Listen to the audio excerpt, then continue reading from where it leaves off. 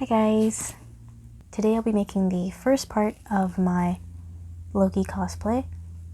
It's just going to be the helmet. Now that the show is over, I wanted to do my own Loki variant cosplay. That hopefully one day in the future I'll be able to wear to conventions. Whenever that'll be safe to do.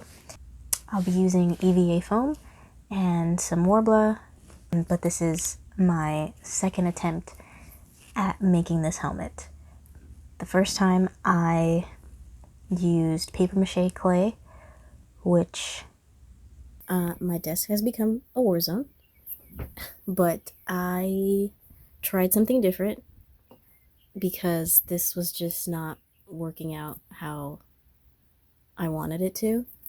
It keeps cracking. The horns are uneven, and I don't like the shape that it is anymore, and this is too thick. There's just a lot wrong with it. Did not work as smoothly as I had hoped. The base part ended up being way too thick, and it literally took years off of my life to sand it down. So I decided to completely change it and use EVA foam. But I liked the horns that I had already put on the old one, so I just cut them off and I'll be using them for this new base. So hopefully this will come out a lot better than that first attempt. So here we go.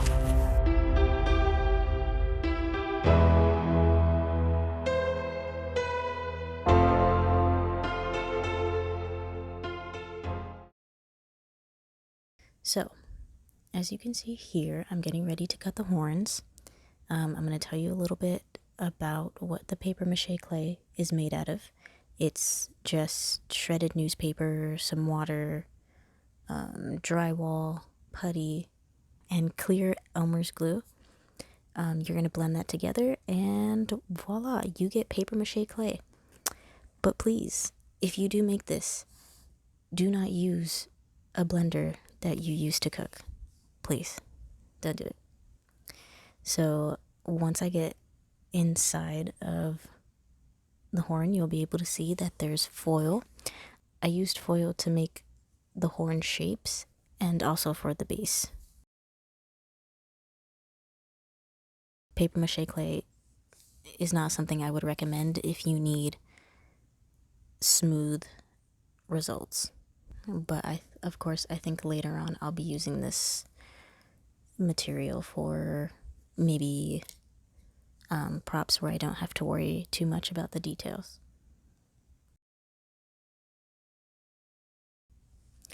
So the next steps would be to use the measurements that you take from measuring your head and your face and everything and transferring that onto the EVA foam. So here I'm pinning down a rough outline that I had made after realizing the paper mache just wasn't going to work. So I wanted to keep the piece that I made and just double it up and make the outer part a little thicker so that there was more room for the horns to sit on.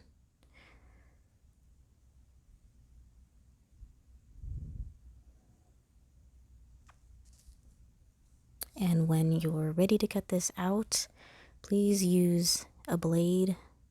Do not use scissors because scissors will give you the jagged edge that you get when you're trying to cut wrapping paper. And pinning down the two pieces together just helps it from moving around, and that way you can use both of your hands. I had to add that little extra piece also because I did not measure correctly when I did that first trial.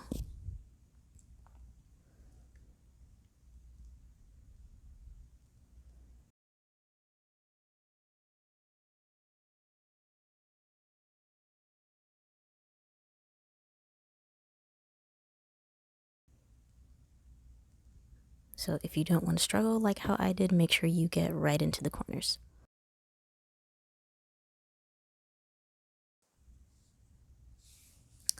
And then I just did the same thing with the warbler. I traced that second piece that I cut out onto the warbler.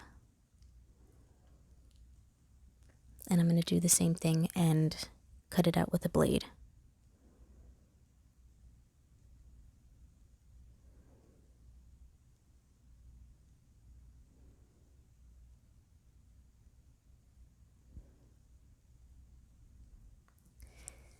And I made sure to do it on the side that gets sticky. That way both of the sides match up and there's no confusion on which side goes where.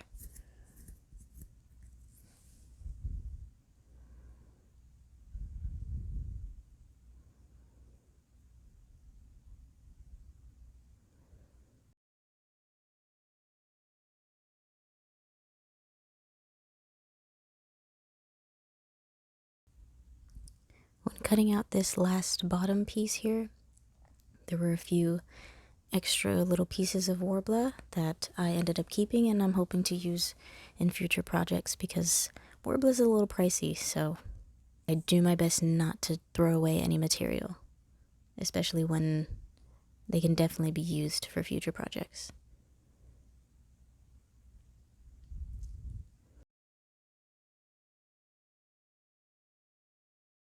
Also, when handling warbler, make sure to be gentle. It looks like it's sturdy material, but as you see, it can still break very easily. After being very disappointed with myself after a few moments, I realized it was okay. I can still use this piece. I just have to be careful when it's time to heat it up.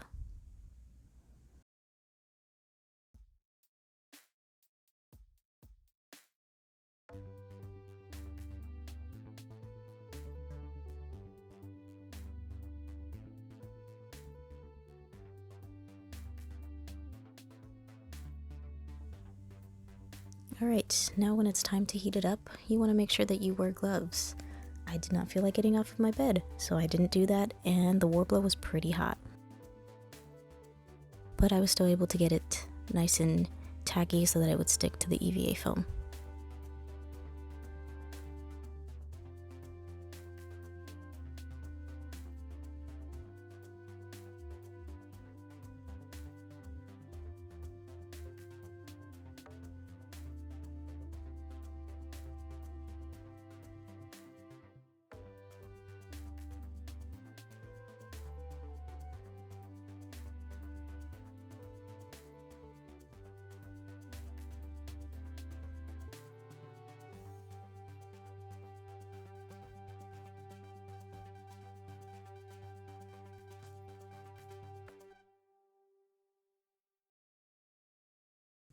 As you can see, the warbler ripping wasn't too much of a problem. I was able to still attach it pretty easily, and you can't even tell there's a tear there.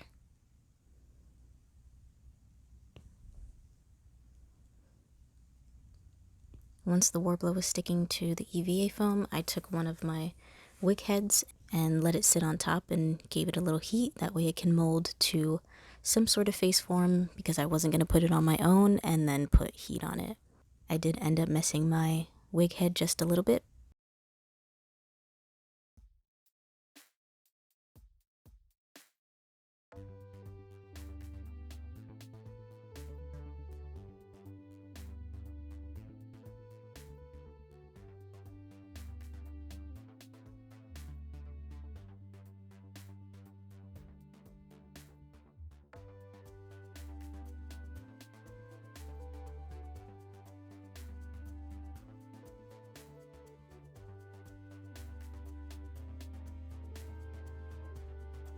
And off camera, I added the horns and I added a band to go around the back.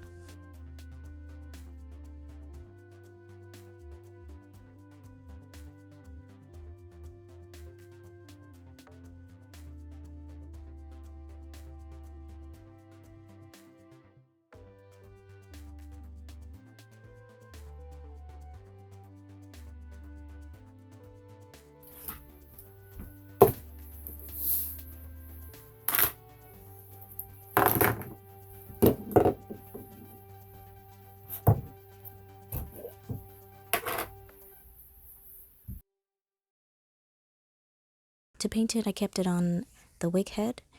That way I could get to all parts of it while I was spray painting it. I just used some gold spray paint and added quite a few layers on it to make sure that I got all of the pieces. But of course, you know, there might be 1 or 2 spots that I missed.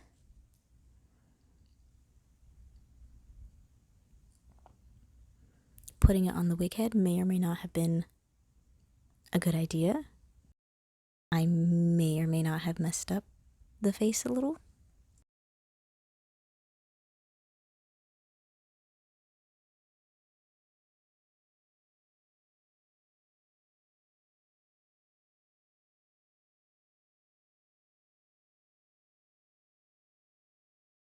Of course, when spray painting, you want to wait at least 20 minutes before you add a new coat of paint. That way it doesn't start dripping.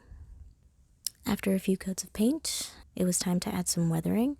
And I know most people do the dark color first and then put on the light color above it, but I didn't have a whole lot of dark spots I wanted to add.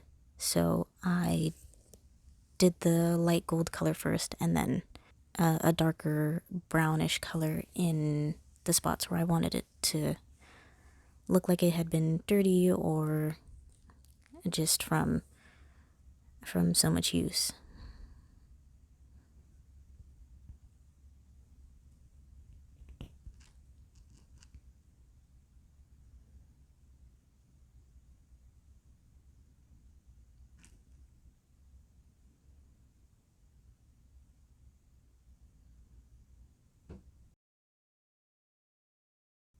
I know when you watch any movie that has Loki in it, his helmet is always nice and clean and pristine, but for this variant, I decided I wanted them to look a little more like they were in war or just, they just got out of a fight.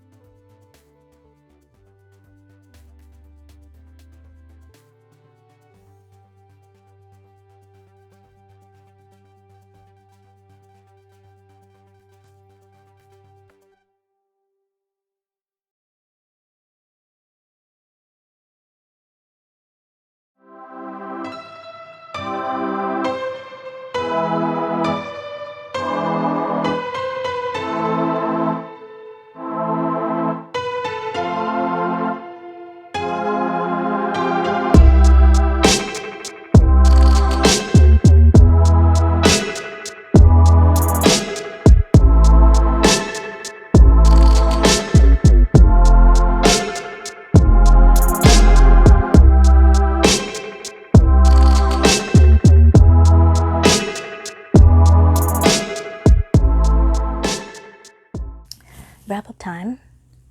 I just wanted to take a quick moment and pay some respects to the original base. It did its best. It didn't work out. The horns that were attached to this, I thought would have worked really well.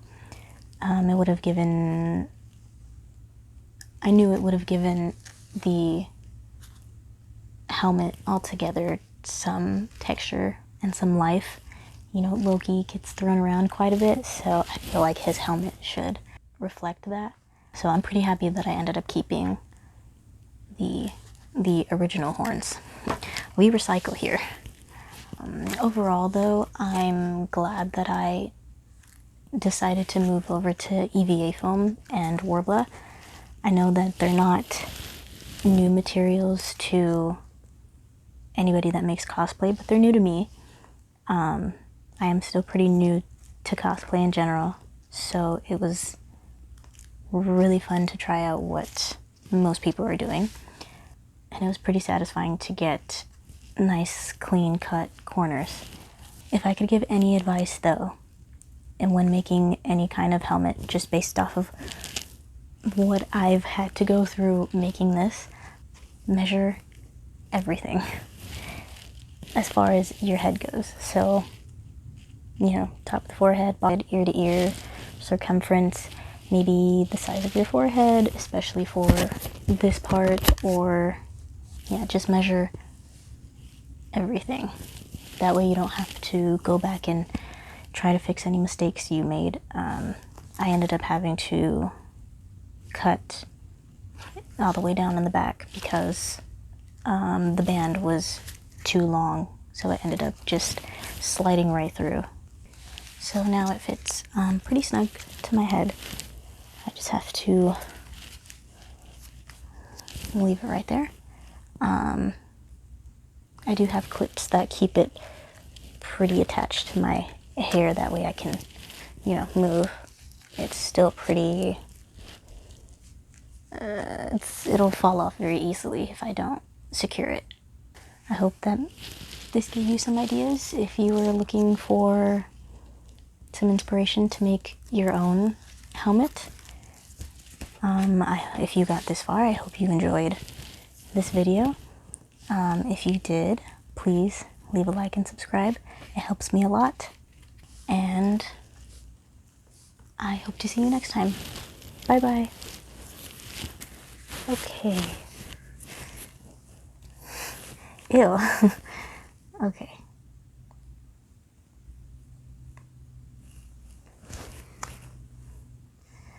Just speak. That's all you have to do. Okie dokie. That's where I'm headed. That's what's next. Okay. Bye-bye.